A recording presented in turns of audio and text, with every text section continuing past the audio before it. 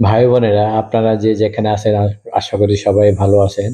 নুরুল হক নুরুর উপরে আক্রমণের সময় পুলিশ কিংবা সেনাবাহিনীর এক সদস্য নাকি বলেছেন যে জুলাই ভরে দেয়া হবে। এ নিয়ে দেশে অনেক আলোচনা সমালোচনা চলছে। কিন্তু কেন এ কথা এখন আসলো? এখন জুলাইয়ের সাথে তারা আমাদের মহান মুক্তিযুদ্ধকে তুলনা দিচ্ছে এবং মুক্তিযুদ্ধকে খাটো করছে। জুলাই নাকি তাদের কাছে বড় এবং তারাই নাকি প্রকৃত মুক্তিযোদ্ধা। এজন্য জুলাই ভরে দিব এখন শুধু কোনো পুলিশ কিংবা সেনা সদস্যের ডায়লগ নয়, এটা কিন্তু অধিকাংশ বাংলাদেশিদের ডায়লগ হয়ে গেছে। তারা আন্দোলনই শুরু করেছিল বঙ্গবন্ধুর বাংলায় বৈষম্যের ঠাঁই নাই। আর এই আন্দোলন সফল হওয়ার পর তারা কি করলো? তারা এখন বক্তব্য দিচ্ছে মুজিববাদ মুর্দাবাদ।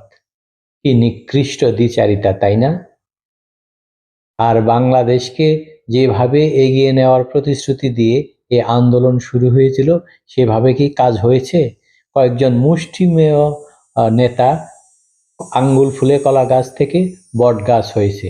তারা এখন নির্বাচন দিতে চায় না, অথচ আন্দোলনের এক সময় নির্বাচন না দেওয়াকে কেন্দ্র করে বিভিন্ন দাবি দেওয়া দেওয়া হয়েছিল।